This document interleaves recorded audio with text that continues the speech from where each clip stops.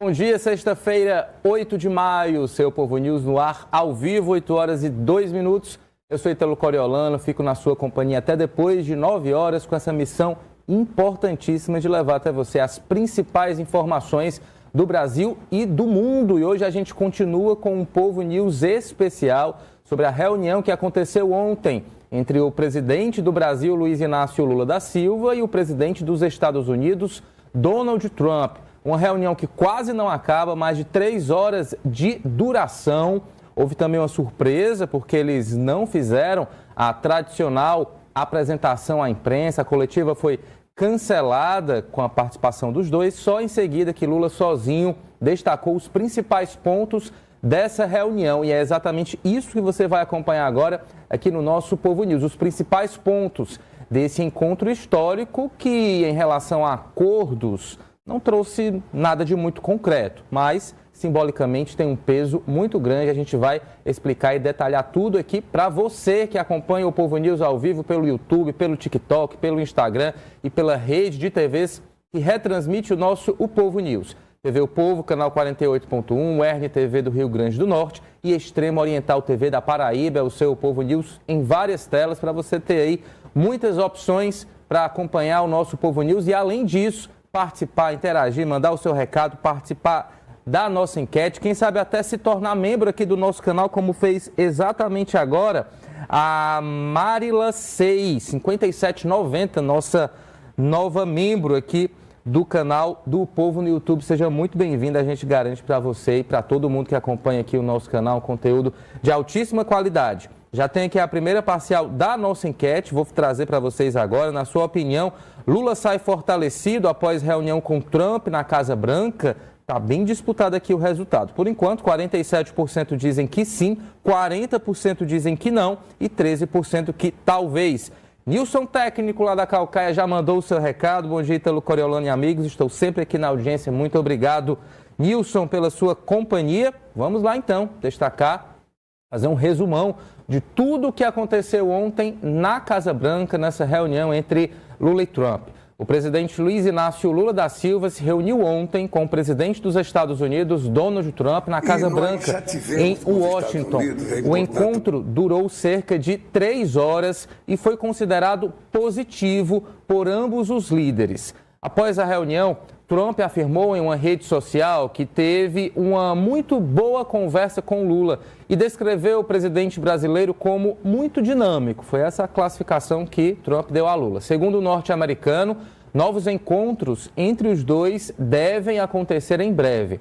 Durante coletiva de imprensa, Lula detalhou os principais temas discutidos na reunião, que teve como foco o fortalecimento das relações entre Brasil e Estados Unidos, relação que ficou abalada por um tempo. O petista afirmou que defendeu uma parceria baseada no diálogo, no multilateralismo e na ampliação das relações comerciais entre os países. Lula também destacou que os Estados Unidos reduziram sua atenção à América Latina nos últimos anos, abrindo espaço para o avanço da China na região. Segundo ele, houve interesse mútuo em ampliar acordos econômicos e criar um grupo de trabalho bilateral para discutir tarifas de importação e outros impasses comerciais. A proposta, de acordo com Lula, deve avançar nos próximos 30 dias. É sobre esse assunto que você acompanha agora uma das falas do presidente Lula. Vamos lá.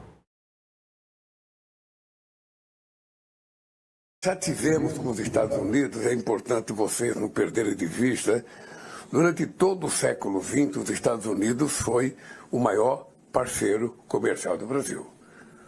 Os Estados Unidos começou a perder a hegemonia a partir de 2008, não falha a memória, porque a China entrou no espaço para comprar coisas brasileiras, sabe, que interessavam aos chineses, que outros países não tinham capacidade de produzir tanto quanto o Brasil. E o Brasil passou a ter na China o seu principal parceiro comercial. E hoje se vê ao presidente Trump de que é importante que os Estados Unidos voltem a ter interesse nas coisas do Brasil.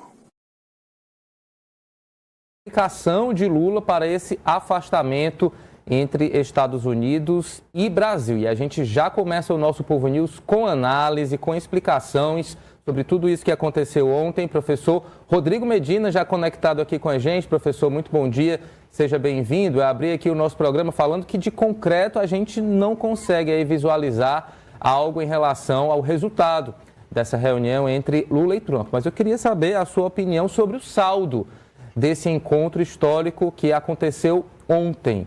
Ainda haverá novas reuniões, esse grupo de trabalho que Lula destacou, ou seja, tudo de forma muito processual, afinal tivemos realmente esse distanciamento, não é fácil retomar os laços, realizar essa ponte, né, reconstruir essa ponte, realizar novos acordos.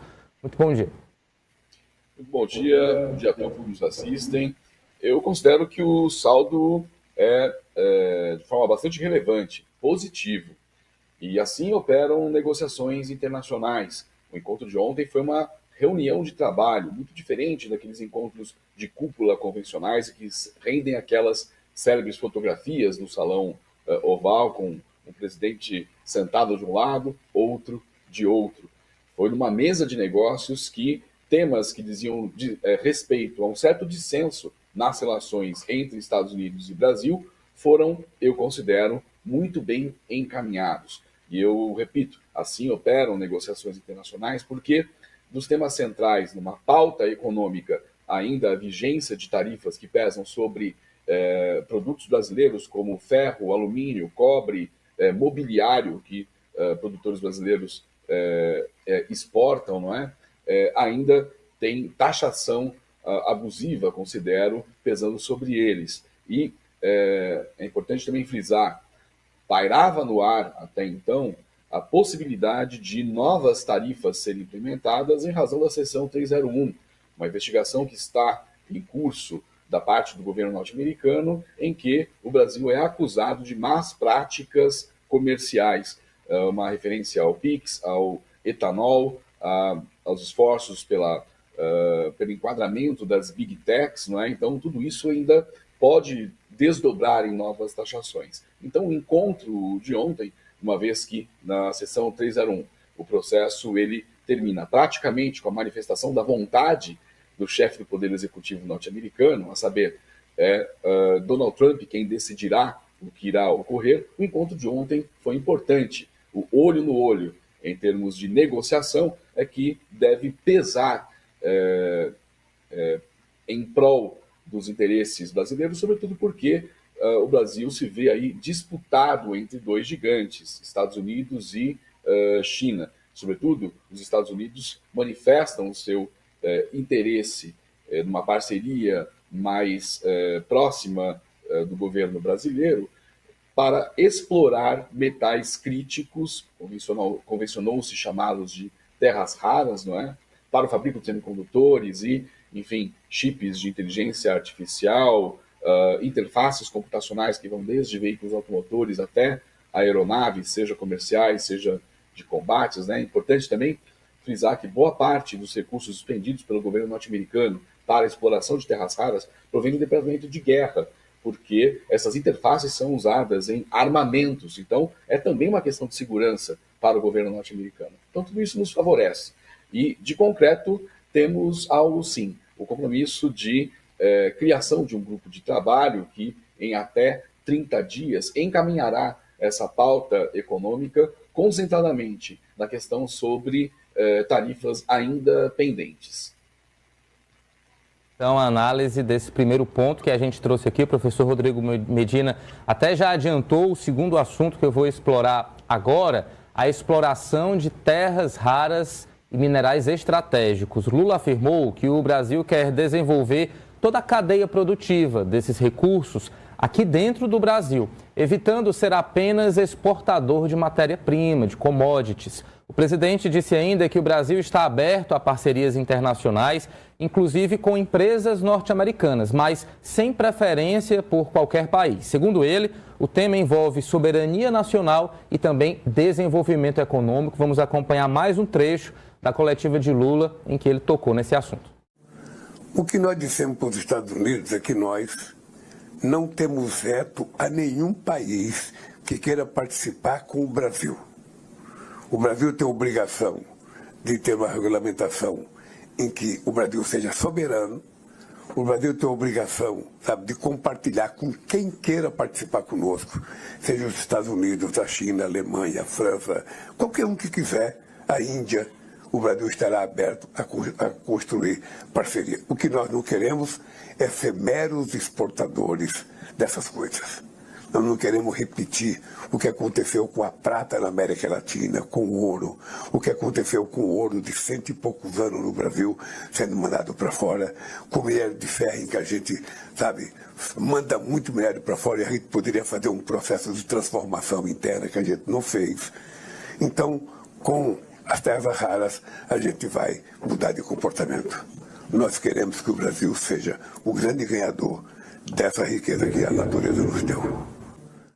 Muito bem, terras raras, minerais críticos, tem tudo a ver com ciência e tecnologia. Quem está aqui com a gente nos estúdios do Povo News é o ex-secretário de Ciência e Tecnologia do governo federal, atualmente deputado federal pelo PCdoB, Inácio Arruda. Deputado, muito bom dia. Seja bem-vindo aqui ao nosso Povo News. Importantíssimo também ouvir a sua análise e a sua visão, especialmente sobre esse ponto. Em que circunstâncias o senhor acredita, em que patamares o senhor defende que esse acordo entre Brasil e Estados Unidos envolvendo terras raras deva acontecer no sentido de garantir a nossa soberania e, ao mesmo tempo, deixar aí espaço aberto para negociações com outros países? Muito bom dia. Bom dia. Quero agradecer a oportunidade de realizar esse debate. Acho muito importante as opiniões comentaristas, muito interessantes, mostrando que o Lula, na verdade, sai ganhando desse encontro, que foi muito importante do ponto de vista político. Agora, as terras raras, chamados minerais estratégicos, digamos que a Constituição brasileira, em tese, ela protege toda a exploração mineral, colocando esses minerais que estão no subsolo como bens da União e só podem ser explorados por concessão da União. Então, eles pertencem à União Federal.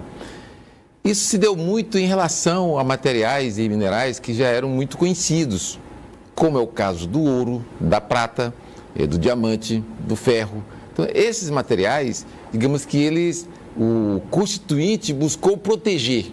Só, isso pertence à União. Em tese, todos os minerais pertencem à União, mas é como se tivesse ali uma sombra que não deixava claro para a população e para os que querem explorar esses minerais, de que eles não estariam, assim, digamos, protegidos pela Constituição e que exigiria uma lei específica. Hoje, nós acabamos de votar na Câmara dos Deputados a matéria que busca proteger esses minerais. Tem muito debate ainda, porque se criou um conselho, esse conselho ficou assim com uma espécie de superpoderes e na própria lei, a lei mesmo não deixa claro a proteção. A proteção vem para esse conselho. Esse conselho é um conselho praticamente de governo. Acho que é um passo que o Brasil deu para dar essa garantia de que esses minerais são materiais que já são bastante conhecidos e que têm a sua utilização, principalmente para microchips, para indústria bélica.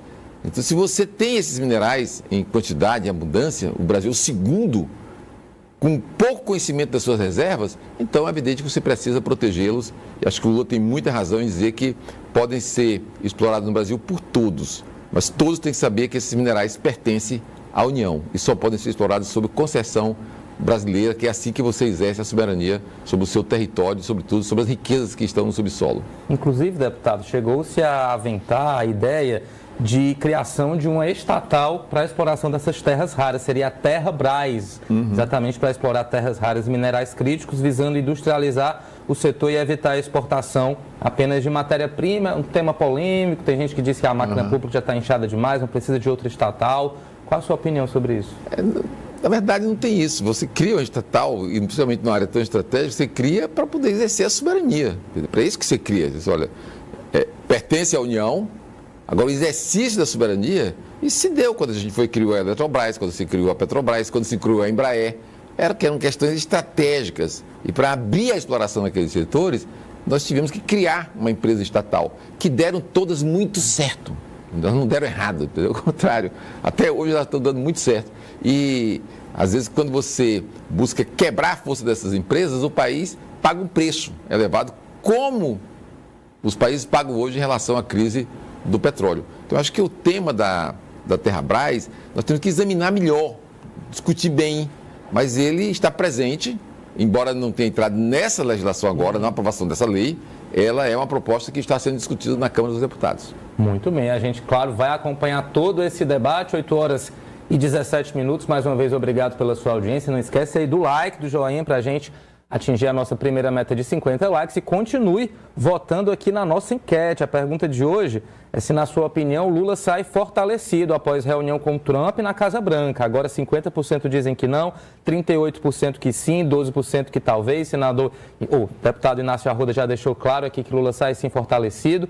Já eu trago outra parcial. Vamos com outros pontos dessa reunião. O professor Rodrigo Medina também continua aqui com a gente. Na área internacional, Lula relatou ter discutido conflitos globais e defendido o diálogo como alternativa às guerras. O presidente criticou ações militares dos Estados Unidos e de Israel contra o Irã, mas afirmou que não pretende transformar divergências em confronto direto com Trump.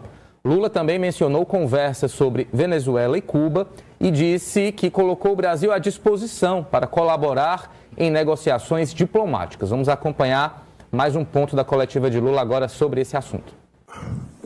Olha, o Trump não vai mudar o jeito dele ser por causa de uma reunião que durou 3 horas comigo. O que eu fiz questão de dizer para ele é o que eu penso das coisas que eu acho que podem ser feitas. Eu acredito muito mais no diálogo do que na guerra. Eu acho que a invasão do Irã, ela vai causar mais prejuízo do que ele está imaginando. Mas tem várias suposições. Ele acha que a guerra já acabou. Não é o real. Mas ele acha, eu não vou, ficar brigando com ele por causa da visão que ele tem da guerra. Ele acha que na Venezuela está tudo resolvido. Eu espero que esteja, porque eu lido com a Venezuela desde 2002. Mas eu acho que a Venezuela, eu espero que a Venezuela resolva os seus problemas, porque o povo venezuelano precisa, ter uma chance na vida de viver bem. E Deus queira que a Delcy consiga cumprir, com o mandato de presidenta, fazendo as coisas acontecer. Eu disse para ele que eu tenho interesse em discutir qualquer assunto que ele precisar discutir. E quiser discutir comigo sobre Cuba, sobre Venezuela, sobre Irã, sobre o que ele quiser, eu estou disposto a discutir. Professor Rodrigo Medina, o presidente Lula tem razão ao falar que a guerra entre Estados Unidos e Irã não acabou, até porque ontem tivemos conflitos, tivemos ataques, mas realmente é muito difícil ali, olho no olho, você dizer tudo o que pensa, né? Você está na casa do convidado, né? Não pode criar ali nenhum tipo de rusga, de tensão, mas enfim, na medida do possível, Lula colocou aí o seu posicionamento. Você acredita que o Brasil pode contribuir com esses distensionamentos, principalmente falando aqui em América Latina, Venezuela, Cuba? Sua opinião?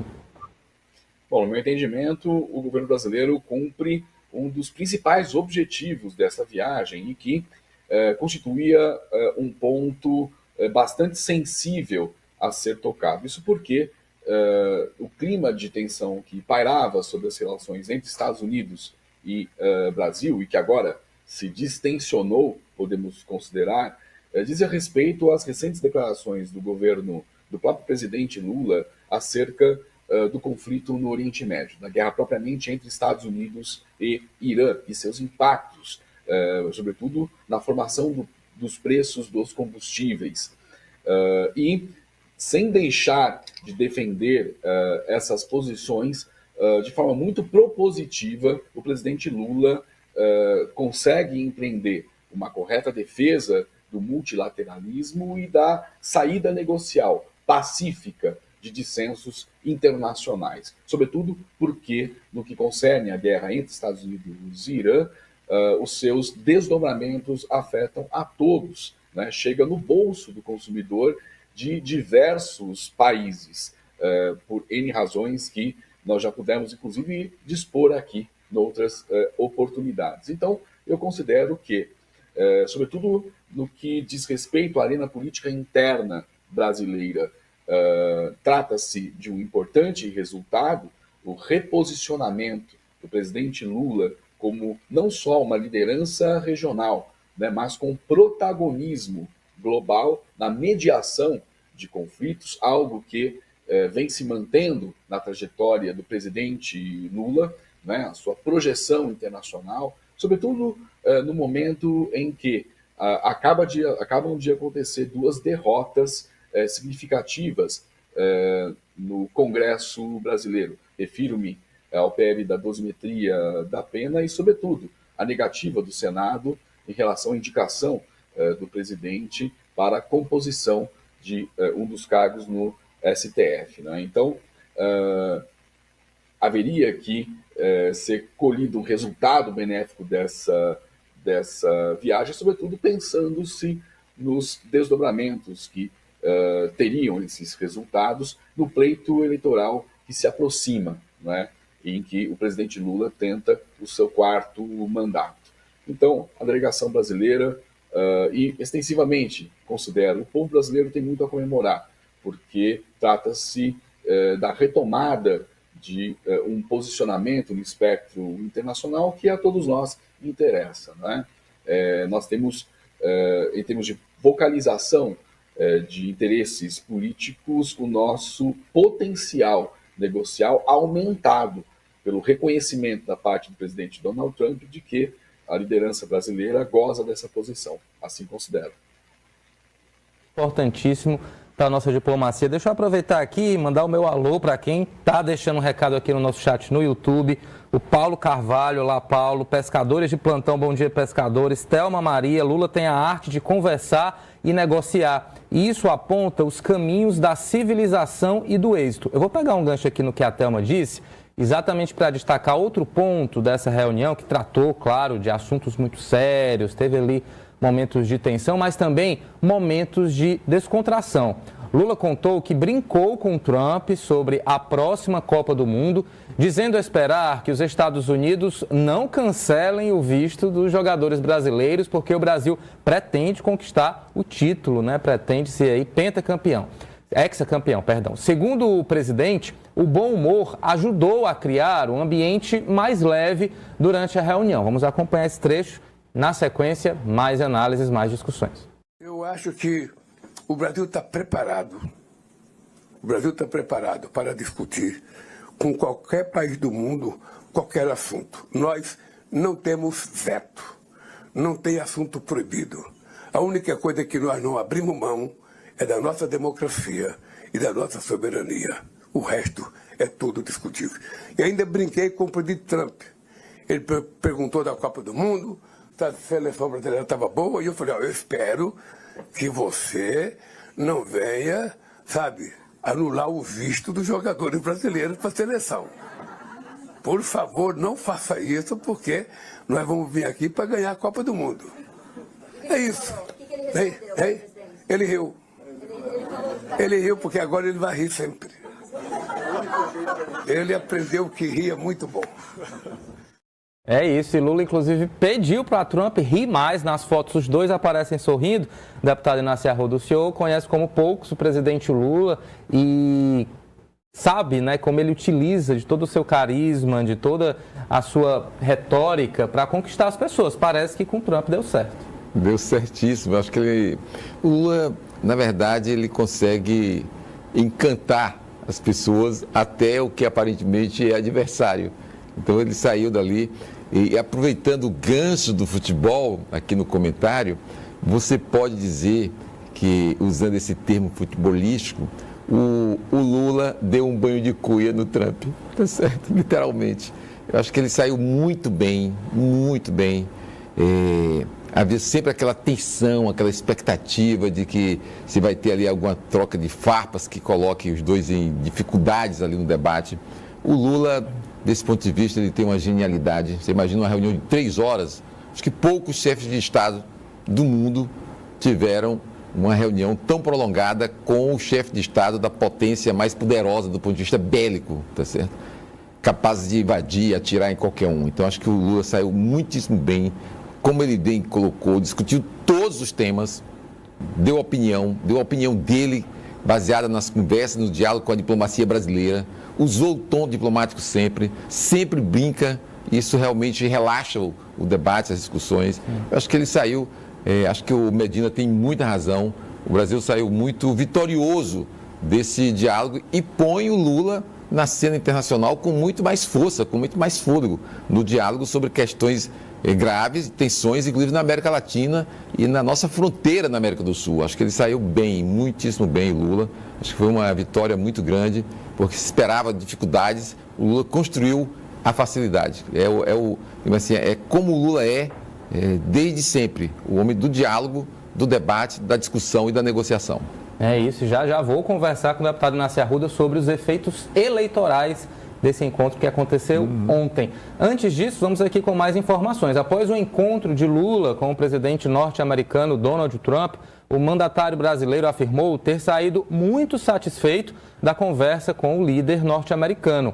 Segundo o governo brasileiro, a viagem tinha 3 objetivos principais: reduzir o risco de novas tarifas dos Estados Unidos sobre produtos brasileiros, ampliar a cooperação bilateral no combate ao crime organizado e avançar nas negociações envolvendo minerais críticos e terras raras. Apesar de não haver definições concretas, os dois países concordaram em criar grupos de trabalho para dar exatamente continuidade a essas negociações. Integrantes do governo avaliam que Lula retorna ao Brasil com um ganho político importante ao demonstrar uma relação cordial com Trump em meio ao cenário de tensão internacional, provocado principalmente pela guerra do Irã atualmente. A avaliação de aliados do Planalto é que a imagem do encontro fortalece o discurso de Lula sobre protagonismo internacional e também soberania nacional, tema que deve ser explorado pelo governo durante o período eleitoral. O presidente também destacou a importância de manter o diálogo entre os dois países e afirmou que novas reuniões poderão ocorrer nos próximos meses. O próprio presidente Trump também destacou esse assunto. Vamos acompanhar mais um trecho da coletiva, em seguida mais análises e mais participações de você que continua mandando seu recado aqui pelo nosso chat. Vamos acompanhar. Então eu saio muito satisfeito da reunião. Acho que foi uma reunião importante para o Brasil e importante para os Estados Unidos. Eu sempre acho que a fotografia vale muito. E vocês perceberam que o presidente Trump rindo é melhor do que ele de cara feia. E eu fiz questão de dizer para ele, ria. E um pouco, é importante, alivia a nossa alma se a gente rir um pouco. Muito bem, vamos aqui com outras participações. Temos aqui o Juninho Fortaleza dando bom dia, assim como a Thelma Maria. O Juninho diz que a reeleição está garantida. O Pedro Barreto, bom dia, bem-vindo de volta, Ítalo Coriolano, depois de umas férias merecidas. Muito obrigado, realmente estava precisando de descanso. A Adriana diz o seguinte: o Lula é bem diferente do Bozo, né, como ela classifica Bolsonaro, que sempre foi um ignorante e sempre foi tratado como capitão que jogou uma bomba no quartel, sem caráter nenhum. Deputado Inácio Arruda, vamos então explorar mais esse tema eleitoral. Claro. O senhor acredita que esse encontro de ontem, né, e o saldo positivo destacado pelo presidente pode se refletir nas eleições de outubro de 2026? Até que ponto essa demonstração, essa capacidade de diálogo até com adversários pode reverberar na sociedade e, quem sabe, garantir aí mais um mandato para Lula? Olha, eu tenho assim a opinião de que o principal foi exatamente o tema da eleição. A viagem, o principal da viagem era o tema da eleição, que está ligado diretamente. Claro que você tem todo o debate sobre as questões comerciais, tarifárias, guerras, etc. Põe o Lula numa posição muito boa, mas o saldo principal é de natureza política e de efeito na eleição. O Lula saiu muito forte, muito forte. Acho que isso coloca, digamos assim, o principal adversário numa situação de dificuldade, porque o principal adversário tem pedido intervenção americana no Brasil, ele e sua família, tem colocado que não precisa de legislação, não precisa de nada, basta entregar as terras raras, fazem questão de bater continência para a bandeira americana o tempo inteiro. E o Lula vai lá num tom desarmado, né? Como ele disse, brinca sempre com as questões, mas coloca a posição e a opinião do povo brasileiro e do país. Então, acho que desse ponto de vista, o Lula sai muito fortalecido e vai tirar proveito, com certeza, nas próximas pesquisas de opinião, isso vai se refletir, esse tom do Lula, de que ele se relaciona com todos, se relaciona com a China, com a Europa. Você veja que nós, depois de um longo período, fizemos um acordo com o Mercosul e a Europa. Não foi uma coisa simples e fácil. Se conquistou esse acordo. Nós estamos no BRICS, que permite uma relação com grandes potências econômicas. Ali está a China, ali está a Índia, ali está a Rússia, a África do Sul, hoje ampliado ainda mais. Então, esse movimento do Brasil, com a presença do Lula, tem muito efeito. Eu tenho essa opinião de que ele saiu muito forte, vai ter efeito político na eleição, fortalecendo a posição exatamente do Lula. Vamos ver se o professor Rodrigo Medina tem a mesma opinião, professor. Realmente dá para acreditar que Lula aumentou o seu capital político após essa reunião com o presidente Trump? Pode convencer ainda quem não sabe em quem votar a dar mais uma chance ao atual presidente? Sua visão? Sem a menor sombra de dúvida. Eu vejo um contraste muito claro entre as duas propostas que se apresentam para o próximo pleito eleitoral, com base na experiência que tivemos recente, né, de um presidente que defendia teses de negacionismo em relação à emergência climática, né, que abria mão do próprio conceito de soberania, que sempre foi tão caro ao pensamento militar, né, autores dessa seara, para prestar continência para uma bandeira de país estrangeiro, também o negacionismo científico, toda a condução do que foi um dos nossos momentos mais dramáticos de toda a história recente, a pandemia mundial de Covid-19, o número de mortos, né, que a realidade brasileira, junto de todo o mundo, amargou. Nós temos, de outro lado, uma liderança global, agora bastante fortalecida com o reconhecimento simbólico norte-americano, porque na seara internacional, na política internacional, nem tudo precisa ser verbalizado. Todo gesto tem significado, como muito bem lembrado pelo próprio presidente. Uma fotografia importa, não é? E o sorriso, muitas vezes, é a chancela do reconhecimento de que quem ali está em pé de igualdade. Olha olho no olho e não baixa o olhar. Então é disso que se trata, de uma política externa ativa e altiva. Essa é uma insígnia, né, que diz respeito à elaboração do ministro Celso Amorim, né, hoje assessor especial da Presidência da República para Assuntos Internacionais, e que jamais foi abandonada pelos 3 mandatos presidenciais do governo Luiz Inácio Lula da Silva, né? Então, quando, na aurora desse 3º mandato, o presidente foi ovacionado com o coro de "O Brasil voltou", esse coro se reafirma, voltou e tende a permanecer, né? Então, o que está em jogo é isso. Não se trata apenas do reposicionamento internacional do Estado brasileiro, né? O Lula empreende aqui o papel de chefe de Estado com altivez, mas de uma linha de condução política que, eu repito, interessa-nos a todos, porque não é apenas no plano simbólico, né, que as vantagens são alcançadas. É no plano concreto da realidade. Tudo isso eleva, eu repito, o poder de vocalização de interesses políticos da diplomacia negocial brasileira e afeta produtores agrícolas, afeta comerciantes, afeta o setor empresarial como um todo, até mesmo o setor financeiro, não é? Então, é disso que se trata. Para além do plano simbólico, há vantagens concretas a serem colhidas desde o curto até o longo prazo.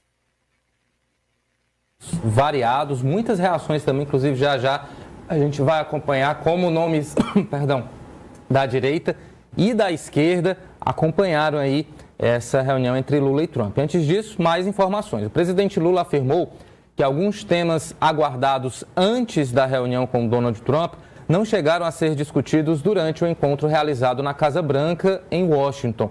Entre os assuntos que ficaram de fora dessa pauta estiveram a possível classificação de facções criminosas brasileiras como organizações terroristas e as críticas dos Estados Unidos ao sistema de pagamentos PIX. Segundo Lula, embora o tema das facções não tenha sido tratado diretamente por Trump, o Brasil reforçou a disposição de ampliar o combate ao crime organizado. O presidente afirmou que sugeriu a criação de um grupo de trabalho internacional reunindo países da América do Sul, da América Latina e outras regiões, exatamente para tentar fortalecer ações conjuntas e troca de informações contra organizações criminosas. Inclusive, Lula foi questionado, né, sobre essa questão do PCC. É mais um vídeo, produção, a gente tem no ponto ele falando sobre isso? Vamos lá então acompanhar Lula falando sobre essa questão da segurança pública. Entender se segurança pública era uma questão central para o senhor, se teve alguma sinalização positiva sobre a proposta apresentada pelo Brasil e também a possibilidade de classificar o CV e o PCC como organizações terroristas se foi descartada pelos Estados Unidos. Não foi discutido isso. O que eu queria dizer, entreguei por escrito cada assunto que eu discuti com o presidente Trump.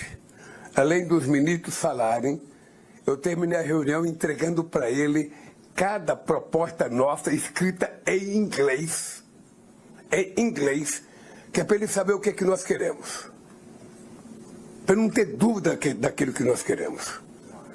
E porque nós estamos levando muito a sério essa questão do combate ao crime organizado. Sabe, esse negócio de dizer que o crime organizado, que as facções, sabe, no caso do Brasil, tomaram os territórios nas cidades, nós temos que dizer para o brasileiro que o território de uma cidade, de um bairro, é do povo, não é de crime organizado, não é de facção criminosa, sabe? Isso é que nós temos que dizer. E no mundo também. Nós criamos uma base na cidade de Manaus para combater o crime organizado, o tráfico de armas, de droga na fronteira brasileira, com a participação de delegados da polícia de todos os países da América do Sul. Se os Estados Unidos quiser compartilhar e participar conosco, estará convidado. Muito bem. Sobre o PIX, Lula disse que levou o ministro da Fazenda, Dário Durigan, com a expectativa de discutir o assunto. Atualmente, os Estados Unidos investigam práticas comerciais brasileiras e analisam o sistema de pagamentos instantâneos criado pelo Banco Central. O governo norte-americano avalia que o PIX pode gerar desvantagens para empresas norte-americanas do setor financeiro, especialmente operadoras de cartões de crédito. Apesar disso, Lula afirmou que Trump não mencionou o tema durante a reunião e por isso decidiu também não abordar o assunto, não criar nenhuma polêmica. Vamos acompanhar esse trecho também.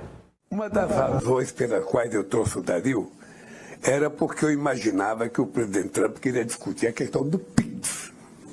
Ele não tocou no assunto do PIX, então também não toquei. Porque eu espero que um dia ele ainda vai fazer um PIX. Tá? Porque muitas empresas americanas já falam.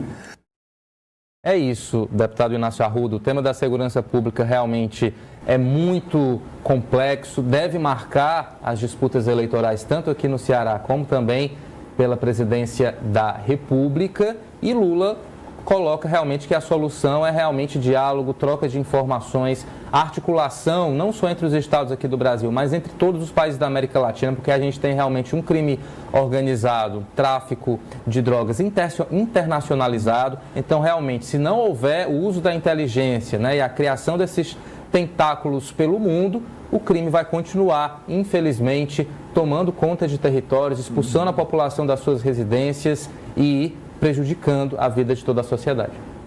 De fato, esse é um tema grave, que eu acho que o governo brasileiro tem agido com muito cuidado. O Lula é muito cuidadoso com isso, porque compreende perfeitamente o efeito do crime nas comunidades mais vulneráveis, nas populações mais vulneráveis. Então, ali nas populações mais vulneráveis, os ataques são permanentes, são sistemáticos. Quer dizer, você isola as populações, você impede o diálogo entre a população, você impede que moradores de uma rua dialoguem com o vizinho. Então, quer dizer, é uma coisa louca que existe. Agora, essa expressão crime organizado, ela ganhou força nos Estados Unidos. É ali que você tem o berço do crime organizado. E se você quer declarar facções criminosas como atuação internacional, tem que se começar pelos próprios Estados Unidos. É ali que está o centro, talvez ainda hoje, e principal de financiamento, especialmente de compra de produtos originários do crime. Então, isso é um diálogo, assim, às vezes, difícil entre os países. Como os americanos têm a força e usam a força, se dão ao direito de declarar a facção tal que tem atuação internacional, está mexendo com a segurança dos Estados Unidos. Quer dizer, o crime organizado, o centro dele é ali nos Estados Unidos. Então, cuide desse problema nos Estados Unidos e o Brasil cuida no Brasil. E, ao mesmo tempo, estabelece esse grau de relações internacionais. Eu acho que hoje já há uma ação das polícias e do sistema judiciário que age internacionalmente. Você tem um comando internacional para isso. E, muitas vezes, alguns países, os criminosos estão lá no seu país. Há um tratado de relações entre os países, mas eles não garantem o funcionamento desse tratado e deixam os criminosos à solta, crimes de toda natureza. Crimes, inclusive, contra a ordem jurídica, crime contra direitos humanos, crime contra a soberania, crime contra o Estado democrático de direito. Então, todos esses também são de ações internacionais. Então, ali eu acho que o Lula também foi bem. Essa questão do PIX realmente é uma questão de soberania muito forte. Eu acho que ele não tocou no assunto e, evidentemente, o Lula não tinha interesse em ficar dialogando sobre esse tema. É uma afirmação de soberania brasileira. É claro que interessa para essas grandes companhias financeiras que controlam o sistema de pagamentos do mundo, em grande parte do mundo. Então, acho que o Brasil também está se fortalecendo desse ponto de vista e falta também, talvez, a gente avançar na área da comunicação nas plataformas, porque, desse ponto de vista, nós ainda somos refém dessas grandes plataformas internacionais baseadas especialmente nos Estados Unidos. Nós temos que criar as nossas. Nós temos inteligência, temos gente, tem capacidade. Então, falta a gente dar esse passo. Quem sabe o Sistema Povo não ajuda e não cria uma plataforma nossa e a gente deslancha também, competindo com essas grandes plataformas americanas. Fica aí a dica. Realmente, a gente só vai deixar de ser um país em desenvolvimento quando a gente investir em inteligência, em ciência e tecnologia, né? E criar os nossos próprios sistemas aí, seja para pagamento, seja em outras áreas. 8h43, agora sim vamos com as reações políticas, tanto na esquerda como na direita, a esse encontro. Aliados do presidente Lula avaliam que a reunião do petista com Donald Trump, realizada nesta quinta-feira na Casa Branca, pode enfraquecer o discurso do bolsonarismo sobre sua proximidade exclusiva com o presidente dos Estados Unidos. Integrantes do governo e do PT afirmam que Lula conseguiu se apresentar como líder internacional e reforçar a defesa da soberania brasileira diante dos Estados Unidos. Já membros da oposição minimizaram o encontro e questionaram o resultado político dessa visita. O ministro da Secretaria de Relações Institucionais, José Guimarães, afirmou que Lula reafirmou o papel soberano e respeitado do Brasil no cenário internacional. Parlamentares petistas também disseram que o encontro rompe a tentativa da família Bolsonaro de monopolizar a relação com Donald Trump. Do lado da oposição, por sua vez, aliados do ex-presidente Jair Bolsonaro consideraram que a manifestação pública de Trump após o encontro foi fria. O presidente norte-americano classificou Lula como um líder dinâmico e afirmou que a reunião correu muito bem, mas oposicionistas apontaram a ausência de uma coletiva conjunta como sinal de distanciamento entre os dois líderes. Antes da reunião, bolsonaristas compartilharam declarações antigas de Lula criticando Trump para tentar desgastar o encontro, mas até que se sabe não deu muito certo. Após a conversa, porém, integrantes da direita evitaram comentar o tema publicamente. Segundo a apuração do jornal Folha de São Paulo, aliados de Bolsonaro afirmam que pretendem explorar eleitoralmente as discussões sobre combate ao crime organizado feitas durante a visita. Professor Rodrigo Medina, realmente a direita tinha uma grande expectativa de que acontecesse ali algum tipo de constrangimento para pegar esse vídeo, explorar, tentar desgastar a imagem do presidente. Esse momento não aconteceu, né? Poderia até ter acontecido se a coletiva fosse conjunta, mas achou-se melhor que ela não fosse realizada. O senhor acha que a direita, de alguma forma, fica decepcionada em relação ao resultado dessa reunião? Ou tem razão ao dizer que Trump foi muito frio ao comentar o resultado dessa reunião e realmente o distanciamento se comprova exatamente por não ter acontecido essa coletiva conjunta? Sua visão?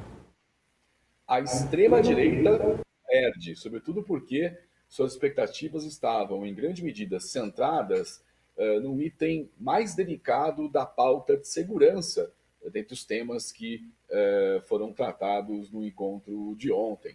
esperava-se que o governo Trump insistisse na classificação das organizações criminosas, né, o PCC e o Comando Vermelho, como organizações terroristas, né, e posicionando-se o governo brasileiro em defesa da cooperação internacional nesses temas alusivos ao combate ao crime organizado, de um lado, a diplomacia demonstrou bastante habilidade em evitar esse tipo de classificação, ainda que o assunto não fosse diretamente tratado nesses termos. Ficou um pouco duvidoso se o tema da segurança, essa pauta de segurança, chegou a ser por completo encaminhada, mas, pelo que o presidente Lula informou, a questão da classificação das organizações como terroristas ou não chegou a ser discutida. E por que isso nos importa? Porque afeta questões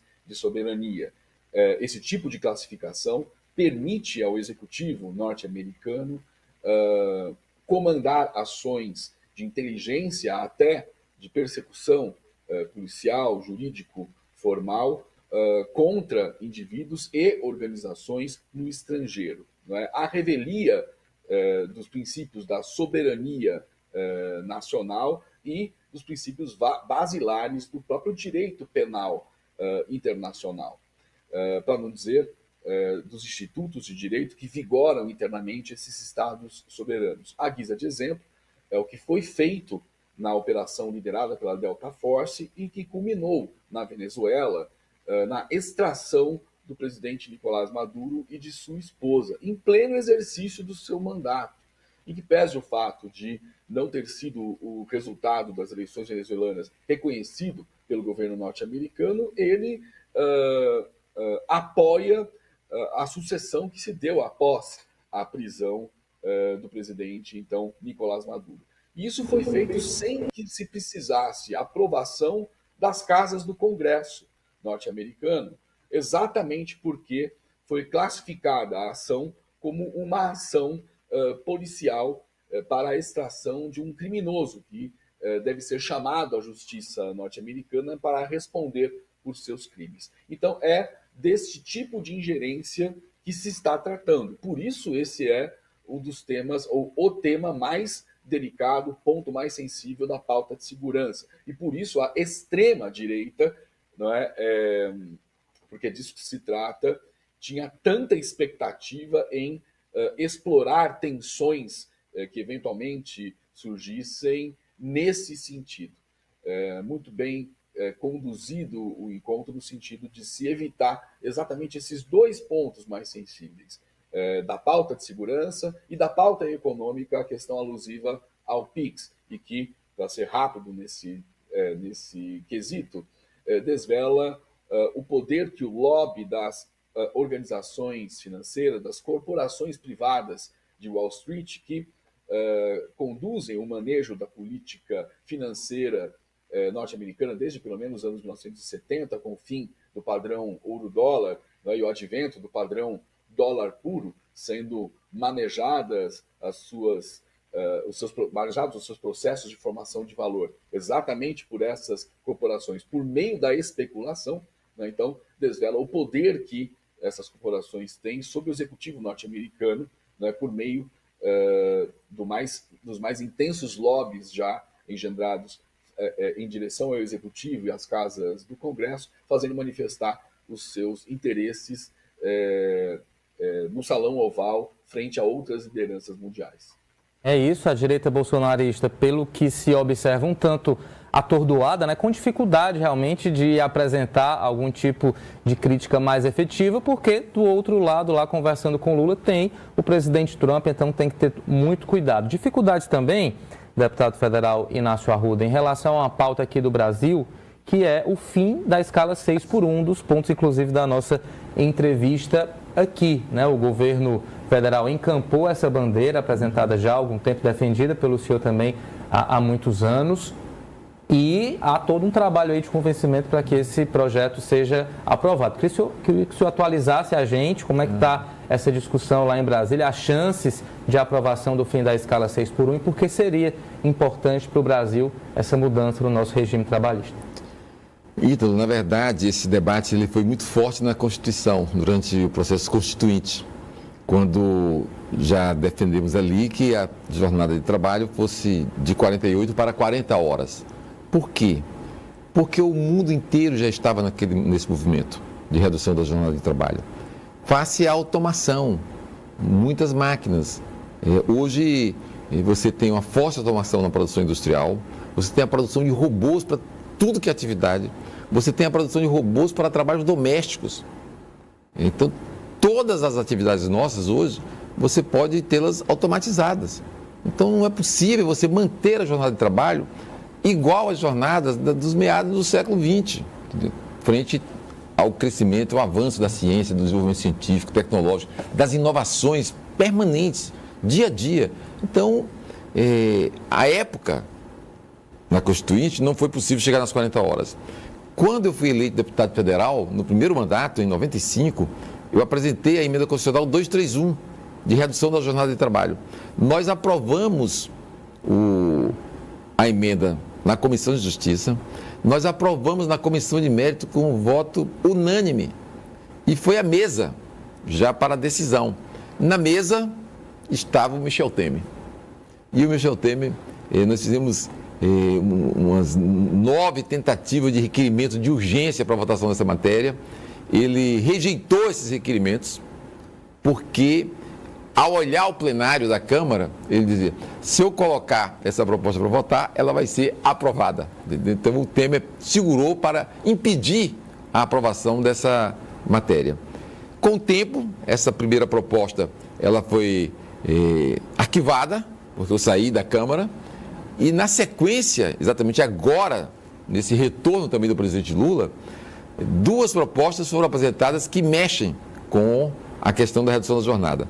Uma apresentada pela deputada Érica e a outra pela deputada Dayana. Uma como emenda constitucional, outra como lei ordinária. Como lei ordinária, você pode estabelecer que qualquer categoria, qualquer setor pode reduzir por sua vontade a jornada de trabalho, pode estabelecer a jornada de trabalho. Então você tem jornada de trabalho de determinadas categorias profissionais, que já está determinada em lei, no serviço público. Então, esse movimento já existe. Mas a jornada máxima de trabalho é na Constituição. Você tem que mexer na Constituição. E isso ganhou força.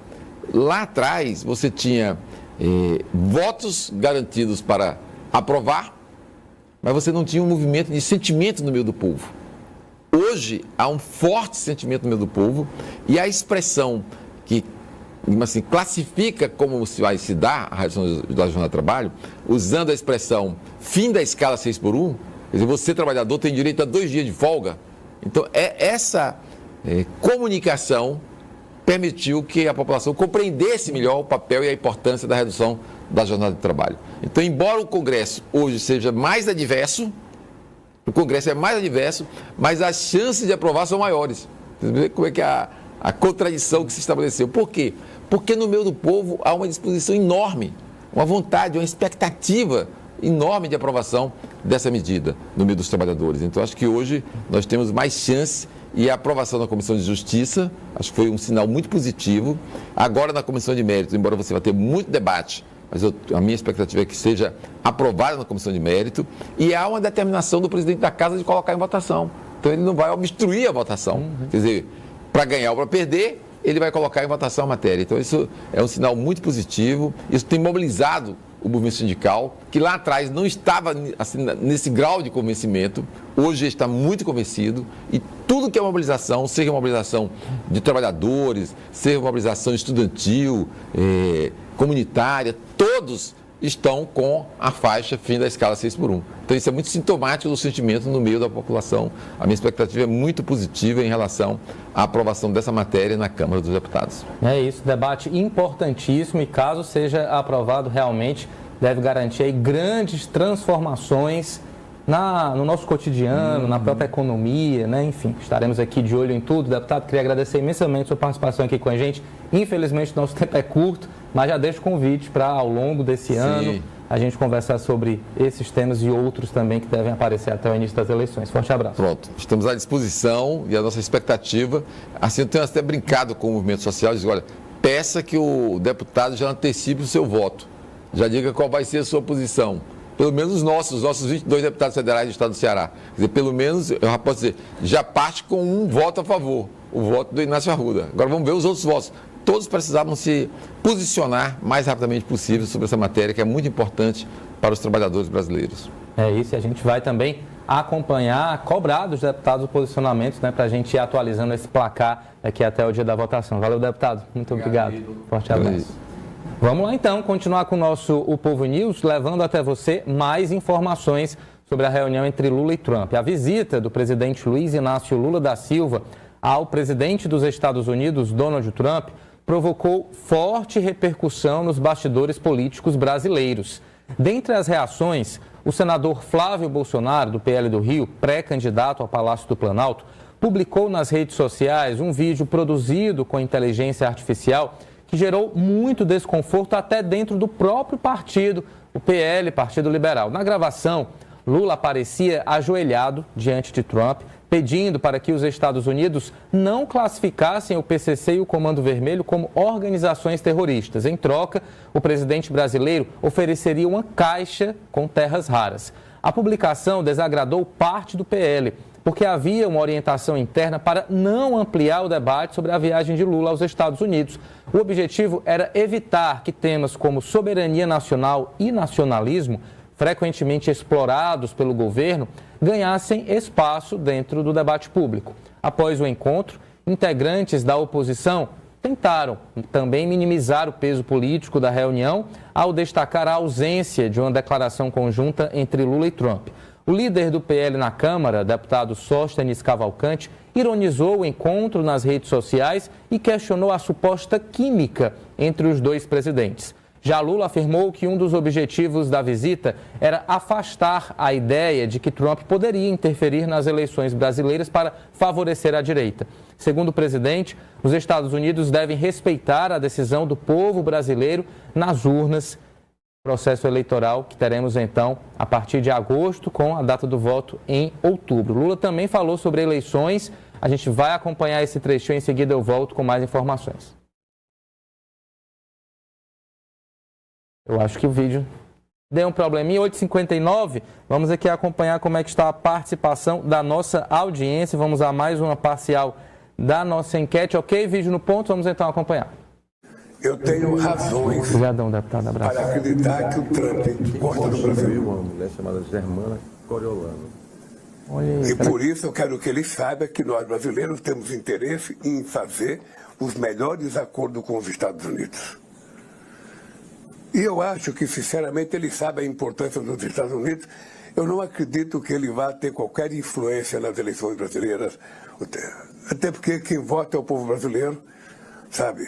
E eu acho que ele vai se comportar como presidente dos Estados Unidos, deixando que o povo brasileiro decida o seu destino, como eu vou deixar que o povo americano decida o destino deles. Muito bem, realmente cada um com seu processo eleitoral, respeito aí às democracias. 9 horas em ponto, ainda tem muito assunto para a gente tratar aqui no nosso O Povo News, mas eu preciso agora, 9 horas, me despedir só de quem acompanha a gente pelas TVs. TV O Povo, o RNTV, Extremo Oriental TV da Paraíba. Valeu, gente, muito obrigado pela companhia. Um forte abraço, bom fim de semana e até segunda-feira. E para você que acompanha o Povo News pelo YouTube, Facebook, TikTok e Instagram, tem muito mais informação. Vamos aqui, inclusive, com outros pontos dessa reunião entre Lula e Trump. Professor Rodrigo Medina continua aqui com a gente. A pedido de Lula, os dois líderes se reuniram primeiro a portas fechadas e a tradicional coletiva conjunta com a imprensa acabou sendo cancelada após mais de 3 horas de conversa. Em entrevista concedida na Embaixada Brasileira após deixar a Casa Branca, Lula afirmou que preferia falar com os jornalistas somente depois da reunião oficial. Segundo ele, não faria sentido conceder entrevistas antes das discussões entre os dois presidentes. Lula também afirmou que nem ele nem Trump precisavam transformar o encontro em um evento voltado apenas para registros públicos. A mudança nesse protocolo, que a gente explica agora para você, ocorreu após um desconforto de Lula em um encontro anterior com Trump, realizado lá na Malásia. Na ocasião, o presidente brasileiro avaliou que seria mais adequado falar com a imprensa apenas depois da conversa formal entre os líderes. A informação foi confirmada pelo secretário de imprensa da presidência, Laércio Portela Delgado. Com a alteração da agenda de todo esse protocolo, jornalistas que aguardavam o acesso ao Salão Oval foram orientados pela equipe da Casa Branca a permanecer sentados até nova orientação. Mais tarde, o atendimento à imprensa foi oficialmente cancelado.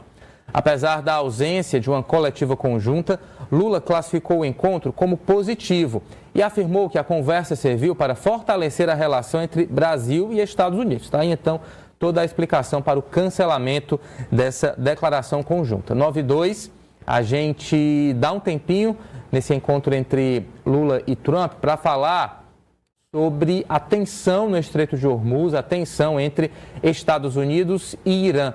Quase um mês após o cessar-fogo, Estados Unidos e Irã voltam a trocar ataques no Estreito de Hormuz.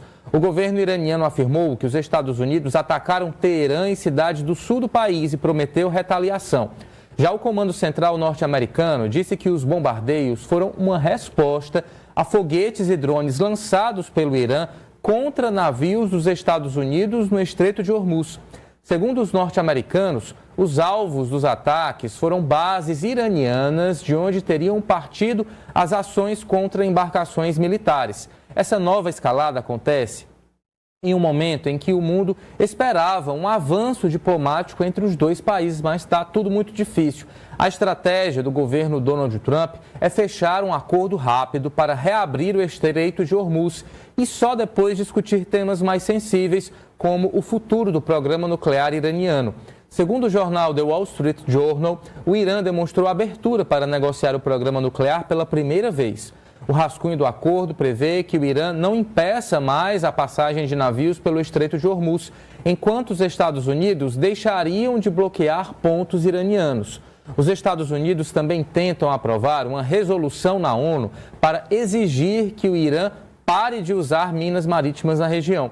Mas diplomatas afirmam que China e Rússia devem vetar essa medida. Professor Rodrigo Medina, temos aí então um acordo de cessar-fogo muito fragilizado, que fica aí propenso a se diluir diante de qualquer tipo de tensão ou de divergência.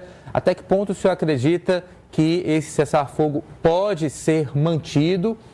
E, enfim, os riscos também de uma retomada efetiva da guerra entre Irã e Estados Unidos.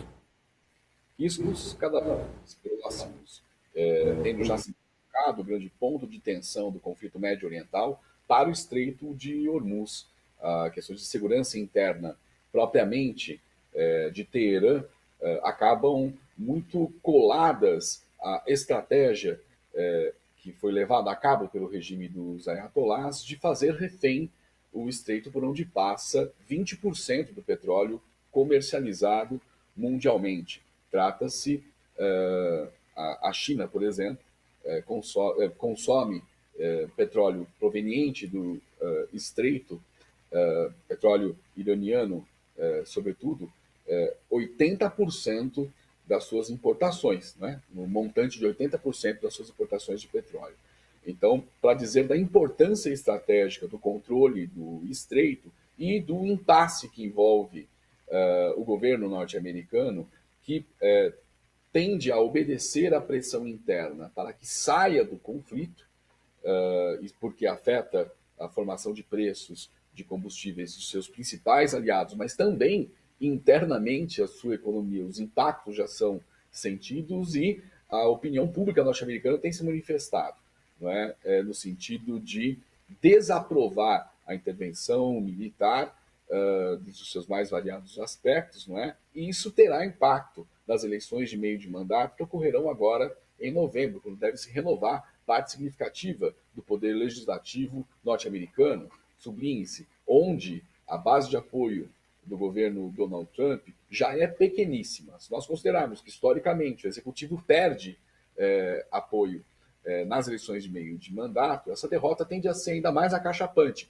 em razão da impopularidade sangrada pelo governo Donald Trump em grande parte relacionada ao envolvimento dos Estados Unidos em mais um conflito militar no Oriente Médio. As promessas de campanha do presidente Donald Trump diziam respeito a não mais envolverem-se em conflitos médio-orientais, então descumpre uma promessa de campanha, mas também em relação à atuação da polícia de imigração dentro dos Estados Unidos e seus impactos, não é? Incluindo-se aí 2 assassinatos, não é? De pessoas que não ofereceram propriamente resistência à atuação do ICE, a polícia de imigração. Protestos populares tomando ruas de importantes cidades norte-americanas, como Chicago, né? Um centro nevrálgico de convulsão política e luta por direitos nos Estados Unidos. Então, em razão dessas forças de pressão, há uma tendência para que o governo norte-americano se retire do conflito. No entanto, o impasse diz respeito à impossibilidade de sair do conflito com resultados piores do que aqueles que, no plano conjuntural, estavam no plano da realidade quando o conflito foi deflagrado.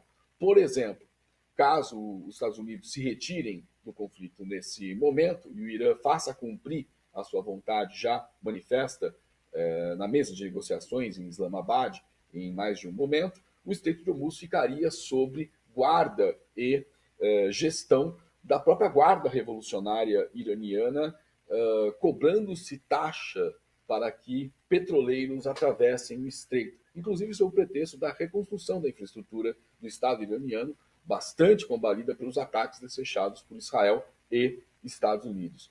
Então, apenas um dos muitos exemplos que podem ser aqui declinados, né? Por isso, esse cessar-fogo é tão frágil, por isso, entre os cenários mais factíveis, a retomada da guerra num patamar de destruição humana e material, e com impactos muito mais severos sobre a economia mundial, são dos cenários mais factíveis.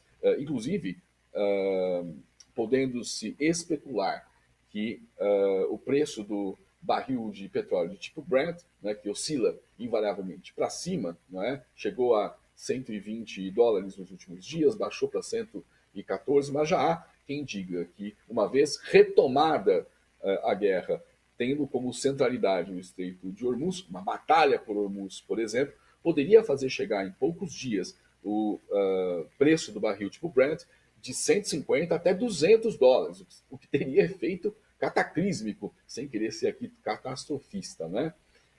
Mas teria efeito cataclísmico sobre a economia mundial. E colocaria a aliança dos Estados Unidos nas relações internacionais contra o governo de Donald Trump. Com certeza os impactos seriam gigantescos. Trump minimizou essas últimas trocas de ataque, disse que o cessar-fogo está mantido, que a guerra não vai ser retomada. Realmente vamos torcer para que isso aconteça. Professor Rodrigo Medina, valeu demais mais uma vez pela participação, mais de uma hora aqui com a gente, trazendo aí sua visão importantíssima sobre muitos assuntos. Forte abraço, até a próxima. Forte abraço, eu que agradeço. Siga voltando conosco. Valeu, a gente agradece demais. 9h10.